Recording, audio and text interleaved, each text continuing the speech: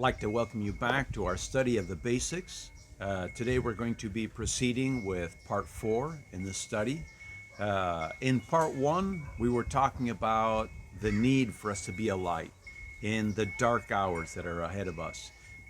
In part 2, we were talking about other distinct parts of this world, the universe, and the way God created.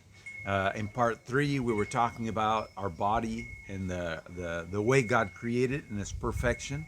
And of course, the purpose for each one of those studies, including part 4 today, is so that we can have more faith, better faith, stronger faith in the Word of God, knowing the perfection by which God has created all things. And so, as we've seen nations rise and fall, the only way that we can stay firm, the only way that we can trust that there will be a better tomorrow, is if we depend and build on Christ alone. And so, just as we've seen in these images, the first images of the ruins of this temple, this Greek temple, the Greeks rose and fell. And just as in each one of these studies, I've had some wise words from what I would call physical prophets, not spiritual prophets, but physical prophets. Here we have some words from Plato.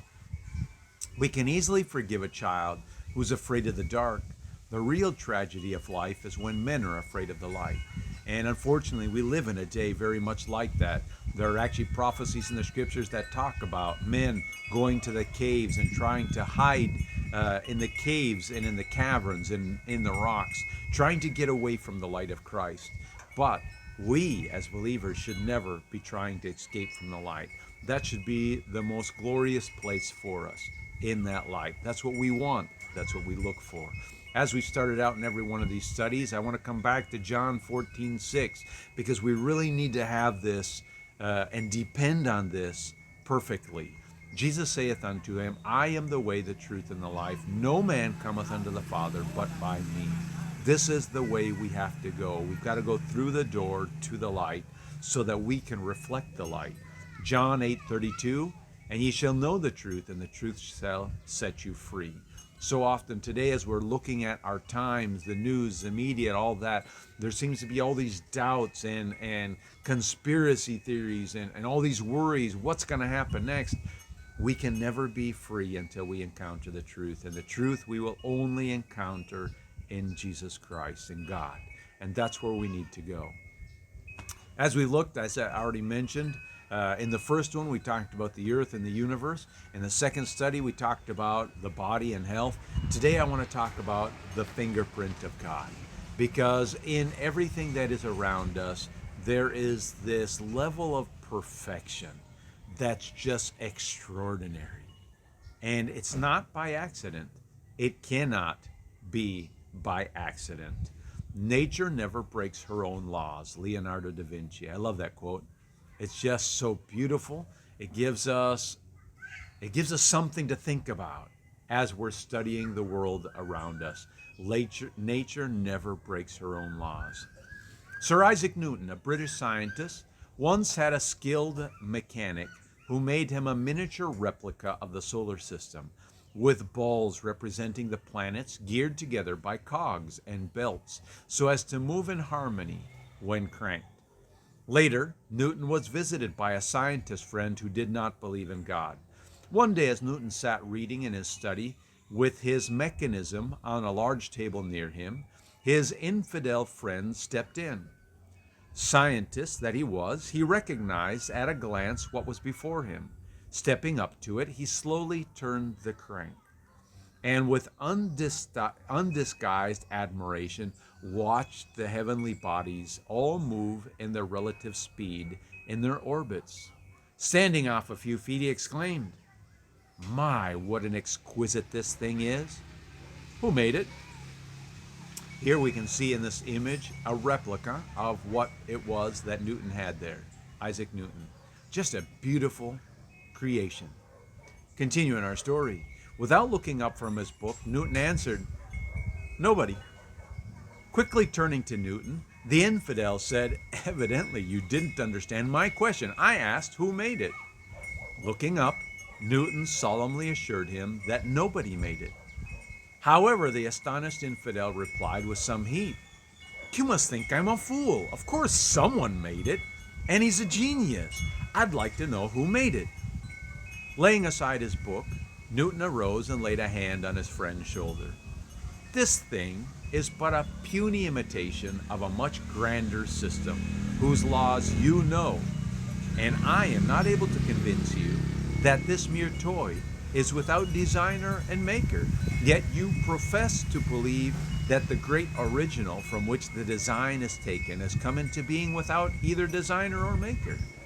Now tell me, by what sort of reasoning do you reach such an incongruous conclusion?"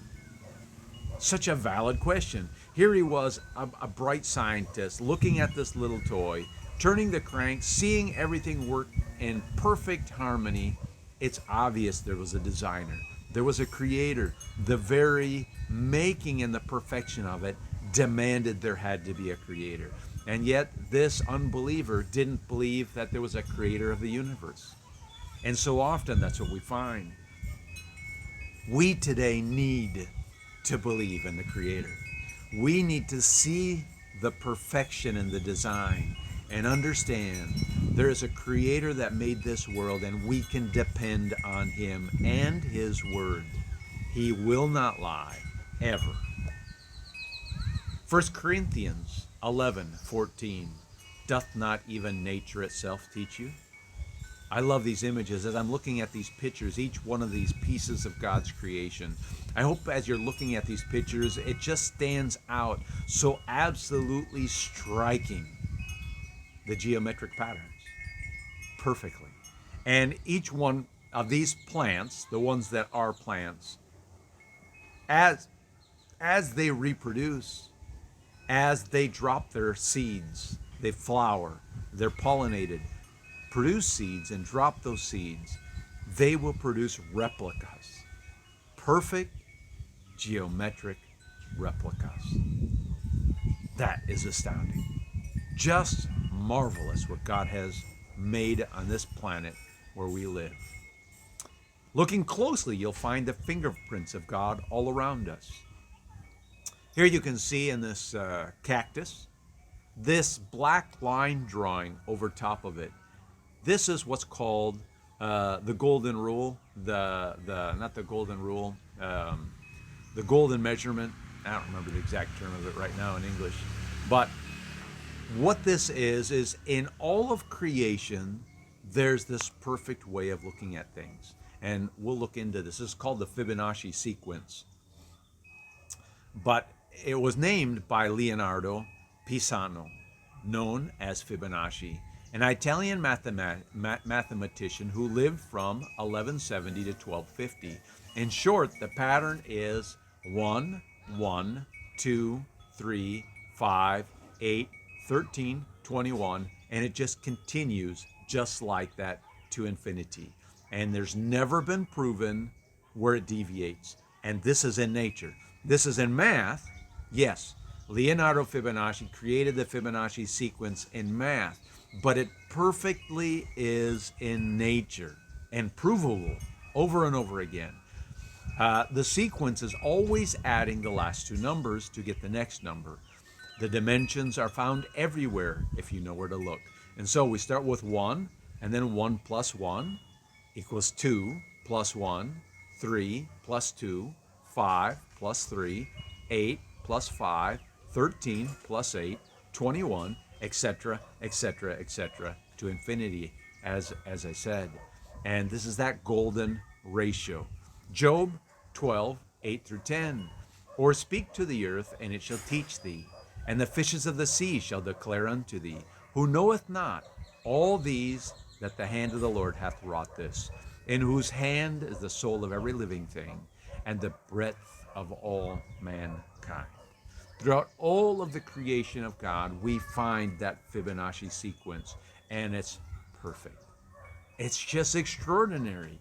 It's unprecedented as you go through nature, how many places you will find it, and with what perfection. And of course, we found as engineers, as scientists, as builders, carpenters, we find that oftentimes what catches the human eye more than anything is this golden ratio, the Fibonacci sequence. And we build many of our structures in accordance with the Fibonacci sequence. Genesis 1:21. So God created the great sea creatures, every living creature that moves, with which the waters swarm, according to their kinds, and every winged bird according to its kind, and God saw that it was good. And as we can see, the shells of these different crustaceans perfectly matching the Fibonacci sequence, and it always will.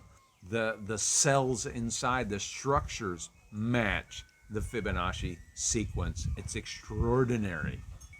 I mean, when you actually get in and begin discovering how many things perfectly match this Fibonacci sequence, it'll blow your mind. I'm telling you, it will. We can, excuse me, we can see in all of nature rules placed there by a very intelligent being, rules that govern the way things are grown and exist, rules that tell us there is a God and He is perfect. By the way of these rules, we begin to have a greater confidence in the Word of God. And as we can see different things here, the ear fits the Fibonacci sequence. The setup of our arms to our fingers fits the sequence. Many times, depending on the creature, as you can see in this X-ray, this is an animal. In this animal, even its bones fit the Fibonacci sequence. I mean, there's so many things. It just, like I said, it just blows your mind when you start getting into it. The very universe itself. Psalms 8:3-4. When I look at your heavens, the work of your fingers, the moon and the stars which you have set in place, what is man that you're mindful of him, the Son of Man that you care for him? So complex, so wonderful, so extraordinary and amazing is God's creation. What does he care about me and you? And that just tells you how wonderful and amazing he is, because he does care about you and I. He cares about each one of us. He cares about every hair in our head. What a loving and marvelous God. There is none like him. You just have to stop and think about that a bit. It's just amazing. Psalms 19:7-10. The law of the Lord is perfect, converting the soul. The testimony of the Lord is sure, making wise the simple. That's what we're talking about, becoming the light. The statutes of the Lord are right, rejoicing the heart. The commandment of the Lord is pure, enlightening the eyes. The fear of the Lord is clean, enduring forever. The judgment of the Lord are true and righteous altogether. More to be desired are they than gold, yea, than much fine gold, sweeter also than the honey and the honeycomb. You know, I don't know if you've ever seen something that just looked like it was a little off. Could potentially have been in this very sequence. As we already talked about, this sequence builds on itself. 1, 1, then 1, 2, and then 2 plus 1 is 3, and 3 plus 2 is 5, etc., etc. Well, if you take one of those numbers and have an error, from 5 plus 3 go to 7, you have this mistake. And of course, if you had a whole series of numbers, it would throw everything off from there on out. And you would get an image that just doesn't quite look perfect. And oftentimes, as engineers and as builders and as creators in this world, that happens. We build something, we create something just a little off. And our eye tells us there's something wrong with this. We can't quite see what it is, but there's something wrong. And it's because built into the perfection of God is this golden sequence. The laws of God are perfect. And oftentimes, we don't even understand the complexity at the level of this. But when it comes down to hearing a new idea, and we hear a new idea and we think, that is true. Just off the ball, we just say, that is true. And it's like something sinks. And in other cases, we hear something, a new idea, and it's like, nah, that doesn't sound right. Something's off. And we don't understand what it is that doesn't sink. And it has to do at a very spiritual depth of what we're talking about here, the golden ratio. Job 38:33. Knowest thou the ordinances of heaven? Canst thou set the dominion thereof in the earth? Perfectly, God set this clock, this perfection in order.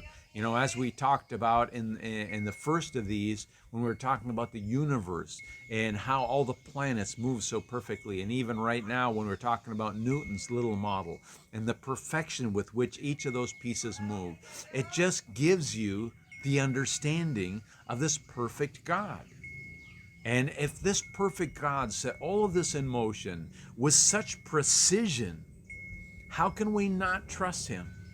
How can we not have an infinite trust in his word? I mean, Africa, the Fibonacci sequence, what's the possibility of this accident? You know, when you think about science today, of course, they believe in continental drift. And of course, we understand through the Book of Mormon that prior to Christ's death on the cross, the crust of the earth was one solid rock. And it was actually at his death on the cross that the rocks were broke up and there began to be a little bit of drift. But if their idea of continental drift were true, and all the continents were one landmass at one time and we're slowly floating apart, what are the odds that Africa could be a perfect Fibonacci sequence? Zero. You don't have accidents like that. But this world is full of those marvels like that. And you know, as I mentioned, through all of this amazing creation around us should make us trust and believe in God more. That's what it's all about. It's so that even the most unbelieving of people, when they see the world around them and see with what perfection and precision everything is done, we can have confidence in God and his word, and more importantly, in his prophecies. And when we come to these dark hours, and you know, in this particular time that we live, this is 2021, the end of January, when I'm recording this. All around in science and in mankind, they're rejecting absolutes. It's a very dark hour. It's a dark hour because truth is not wanting to be heard. Even in simple things like maths and sciences, denying 2 plus 2 equals 4 and saying that really 2 plus 2 could equal anything, denying that there are only two genders, male and female, denying so many things that science knows are absolutes, and yet there's a new group of scientists coming out saying, no, we just decided all these things are true. Now we're deciding that none of them are true. And they're throwing it all out. And that's just extraordinary. But we need to be the people who hold the truth. We are the guardians of the truth. And we need to know the truth to be able to guard it. And we need to be able to share it. We don't need to attack people or anything like that. We just need to keep the truth and confess the truth and share the truth. That's our mission, to become that light in darkness. I hope this lesson has blessed you. I hope you have a wonderful day. God bless.